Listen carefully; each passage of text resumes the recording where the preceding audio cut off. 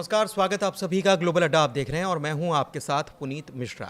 आज बात Donald Trump की, क्योंकि आसियान समिट हो रहा है, उसमें डोनाल्ड ट्रंप पहुंचे हैं और वहां वो थिरकते हुए भी नजर आए। लेकिन थिरकन से अलग इतर अगर बात की जाए तो डोनाल्ड ट्रंप हमेशा इस कोशिश में रहते हैं कि वो क्रेडिट लें कि उन्होंने शांति कराई है। तो इसी मुद्दे पर आज हम बात करने वाले हैं, क्योंकि आने वाले वक्त में वो किम जोंग उनसे भी मुलाकात करने वाले हैं।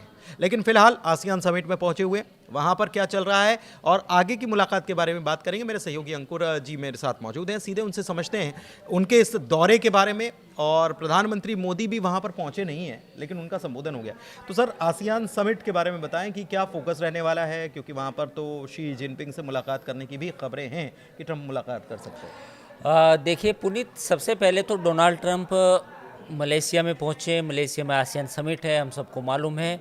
और वहाँ पर जो उनका भव्य स्वागत किया गया, जो ट्रंप का स्टाइल है उन्हें प्रसन्न करने के लिए, तो वहाँ उन्होंने डांस भी किया। तो ये तमाम तरह की चीज़ें हुई।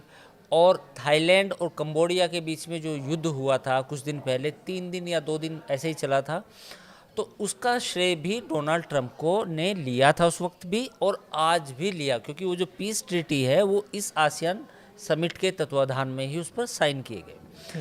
तो इस तरह से डोनाल्ड ट्रंप को ने जो अपना उनकी फेरिस्त है, जो लिस्ट है, उसमें लिस्ट में एक और नाम जुड़ा कि थाईलैंड और कंबोडिया के बीच में भी उन्होंने शांति करा दी। अब इस आसियान समिट में प्रधानमंत्री नरेंद्र मोदी नहीं पहुंचे। अब उनकी वजह उतनी साफ नहीं है, लेकिन हो सकता है कि अगर मिल होते तो आमने सामने फिर प्रधानमंत्री और मोदी और ट्रंप दोनों मिलते। लेकिन ऐसा अभी हो नहीं पाया, तो प्रधानमंत्री ने वर्चुअली इस समिट को संबोधित किया। अब आसियान अमेरिका के लिए क्यों इम्पोर्टेंट है, उसकी वजह है चाइना। चाइना का जो इन्फ्लुएंस है कंबोडिया में, वियतनाम में, थाईलैंड में, वो काफ़ी बड़ा है। उसकी वजह है कि एक तो वो पड़ोसी मुल्क हैं, दूसरा चाइना के साथ काफ़ी ट्रेड भी होता है और जो आना जाना है लोगों का वो काफ़ी फ्रिक्वेंट है। और जो एक तरह से व्यापार का जो आदान प्रदान है वो भी। तो अमेरिका कहीं ना कहीं चाहता है कि जो आसियान की कंट्रीज़ हैं उसमें चाइना का जो इन्फ्लुएंस है वो कम से कम हो। तो इस तरह से डोनाल्ड ट्रंप इस समिट में पहुँचे और पहुँचने के साथ ही उन्होंने कंबोडिया और थाईलैंड के बीच में एक समझौता कराया। साथ ही कहीं ना कहीं वो चाहते हैं कि चाइना का जो असर है वो कम हो। अब जो आपने दूसरा सवाल पूछा, ठीक है, अब मैं इस बात पर आ रहा हूँ कि ट्रंप लगातार लीडर से मुलाकात कर रहे हैं, लेकिन दिलचस्प मुलाकात होने वाली है। एक तो शी जिनपिंग से वहीं पर मुलाकात करने वाले हैं और दूसरा है किम जोंग उन से मुलाकात का उनकी प्लानिंग है कि वो चाहते हैं कि मुलाकात हो। तो पहले शी जिनपिंग से मुलाकात के बारे में समझ लें, क्योंकि हाल के दौरे में 155% टैरिफ लगा दूंगा नहीं माने तो। जब इस प्रकार की तनातनी देखने को मिली हो और चीन कह रहा हो कि हम हर प्रकार के युद्ध के लिए तैयार हैं, इस बीच ये मुलाकात के मायने क्या हैं और क्या इसमें कुछ निकल भी पाएगा, नहीं निकल पाएगा, या गर्मजोशी ही नजर आएगी तस्वीरों में? देखिए, अमेरिका और चीन के बीच में जो प्रतिद्वंद्विता है वो ख़त्म नहीं हो जाएगी हाथ मिलाने से, तो ऐसा तो नहीं है। क्योंकि चीन नैसर्गिक तौर पर यानी कि नेचुरली मानता है कि उसका कंपटीशन अगर पूरी दुनिया में है तो अमेरिका से है। और अमेरिका का जो डीप स्टेट है वो भी जानता है कि अगर पूरी दुनिया में उसे इस वक्त कोई इकोनॉमिकली टक्कर दे सकता है तो वो चाइना है। तो ये बातचीत केवल एक सेरेमोनियल रह के हो जाएगी, यानी कि औपचारिक ऐसी बातचीत होगी। वो डील पर बात नहीं होगी, टैरिफ वैरिफ पे। तो मुझे जो लगता है कि मुद्दे डिस्कस हो सकते हैं डील, लेकिन तो अमेरिका और चाइना के बीच में जो ट्रेड डील का जो मसला है वो काफ़ी गंभीर है और वो कॉम्प्लेक्स है। तो मुझे नहीं लगता कि इस समिट में कोई अमेरिका की तरफ से ऐसा कुछ ऑफर आए कि हम आपके साथ कोई ट्रेड डील अभी करना चाहते हैं, फौरी तौर पर आप ख़त्म करें। मुझे लगता है कि चाइना और अमेरिका के बीच में जो भी ट्रेड डील होगी वो होगी रशिया यूक्रेन युद्ध ख़त्म होने के बाद। तो अभी ऐसे कोई संभावना नज़र नहीं तो आती। रशिया यूक्रेन के मसले पर वो चाइना से कुछ बात कर सकते हैं? बिल्कुल, ये जरूर कर सकते हैं। ये बिल्कुल आपने सही सवाल पूछा कि चाइना को कह सकते हैं कि आप अपना इन्फ्लुएंस जो है रूस के ऊपर कायम करें, ताकि जो चाइना और रूस के बीच में जो रूस और यूक्रेन के बीच में जो लड़ाई है वो कहीं ना कहीं रुक सके। तो मुझे लगता है कि ये इस पर ज़रूर बात हो सकती है जो आपने कहा। अच्छा, एक प्लानिंग और है और वो प्लानिंग है उनका उत्तर कोरिया जाने का प्लानिंग है। वो मतलब जाने की प्लानिंग या मुलाकात की प्लानिंग, क्योंकि 3 बार पहले किम जोंग उन से मिल चुके हैं। और एक तो हमको याद है कि वो दक्षिण कोरिया में थे और वो बॉर्डर क्रॉस कर रहे थे और उन्होंने पूछा था किम जोंग उन से कि क्या मैं दाखिल हो सकता हूँ क्या। ये तस्वीरें बड़ी वायरल हुई थी। मैं ये समझना चाह रहा हूँ कि किम जोंग उन ने अभी के अगर वैश्विक परिदृश्य में देखा जाए तो उन्होंने एक अपनी अलग पहचान बनाने की कोशिश या अपनी प्रासंगिकता दिखाने की कोशिश की है।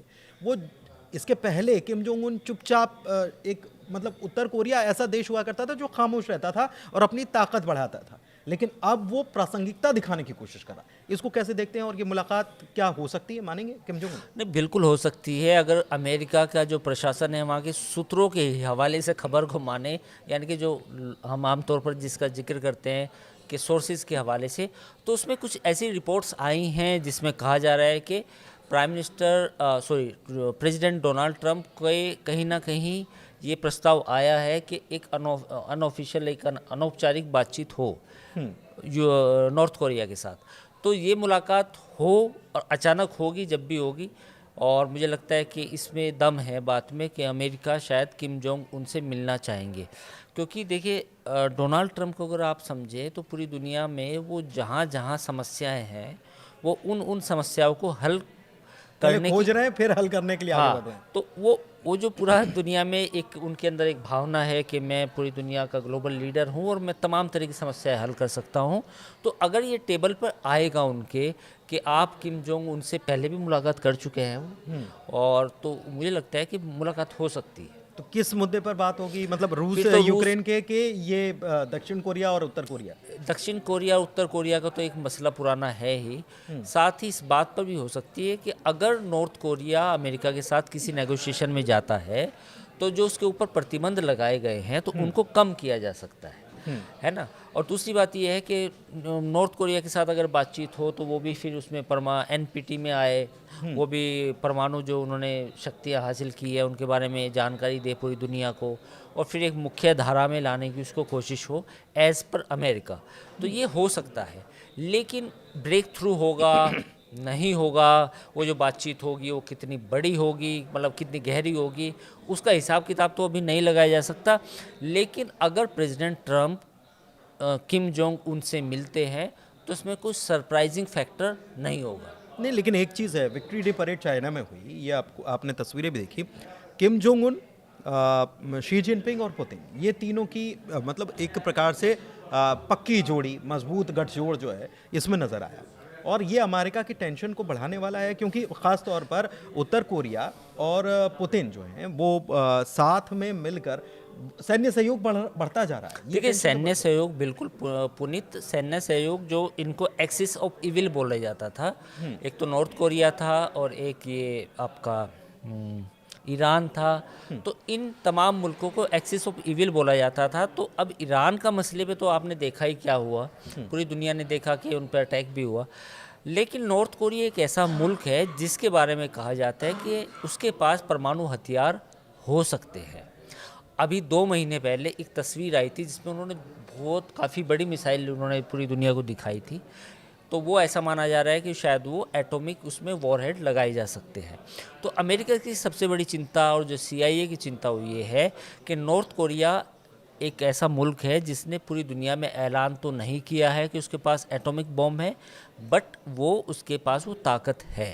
तो ऐसे में अमेरिका उसको एंगेज करना चाहता है, बातचीत करना चाहता है और साथ ही कोशिश करना चाहता है कि रूस और चाइना के प्रभाव से हटे, मुख्य धारा में आए, उसको कुछ बेनिफिट्स दिए जाएं, प्रतिबंध हटाए जाए और साथ ही नॉर्थ कोरिया साउथ कोरिया के बीच में जो तनाव है उसको भी ख़त्म किया जाए। अच्छा, एक चीज़ और है कि आसियान ऐसा मंच पहला नहीं है जहां ट्रंप और मोदी की मुलाकात की संभावना बन रही हूँ, लेकिन इस बार भी नहीं हुई। हिंदुस्तान में जो सियासत हो रही है वो इस बात को लेकर हो रही है कि जानबूझकर ये मीटिंग्स को टाला जा रहा है। भारत और अमेरिका के बीच टेंशन भी अपने चरम पर है। तो क्या आपको लगता है कि ये भारत का एक ऐसा स्टांस है जो अलग तरीके से लिया जा रहा है अमेरिका को ये समझाने के लिए कि आपसे मुलाकात या बातचीत तब हो पाएगी जब आप कोई कॉन्क्रीट चीज़ें कर पाएँ, क्योंकि बिजनेस का मामला जो है वो बड़ा पेचीदा होता जा रहा है हिंदुस्तान और अमेरिका के बीच?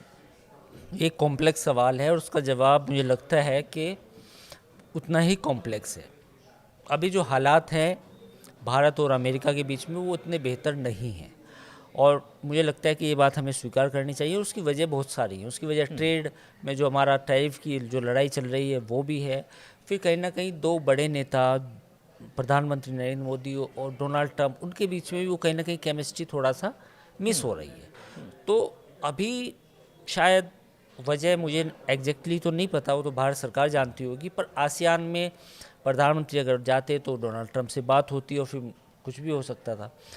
तो मुझे लगता है कि शायद भारत सरकार वेट एंड वॉच या फिर पर्दे के पीछे कोई डिप्लोमेटिक या तटस्थ रुख, मतलब हाँ। कम से कम सामने, पर्दे के सामने तो हाँ। तटस्थ रुख हाँ, दिखाने कहीं की ना कहीं पर्दे के पीछे कोई डिप्लोमेटिक एंगेजमेंट चल रहा हो, ट्रेड डील को बातचीत हो रही हो, तो मुझे लगता है कि शायद उसी का इंतजार हो रहा है। ठीक है। तो कुल मिलाकर डोनाल्ड ट्रंप के दौरे की हमने बात की और उनकी आगे की प्लानिंग की बात की। आपको क्या लगता है कि डोनाल्ड ट्रंप जो डील मेकर खुद को साबित करते हैं, एक बार फिर से आसियान में भी उन्होंने यही किया कि मैंने डील करा दी, देखिए युद्ध रुकवा दिया, और क्या वो उत्तर कोरिया और दक्षिण कोरिया के बीच में भी तनातनी को कम करने की कोशिश में है और वही डील मेकर की छवि को बनाने की या और उसे बढ़ाने की कोशिश वो कर रहे हैं? आपको क्या लगता है, कमेंट के जरिए हमें बता सकते हैं। फिलहाल इस चर्चा को यहीं विराम देते हैं। बहुत धन्यवाद।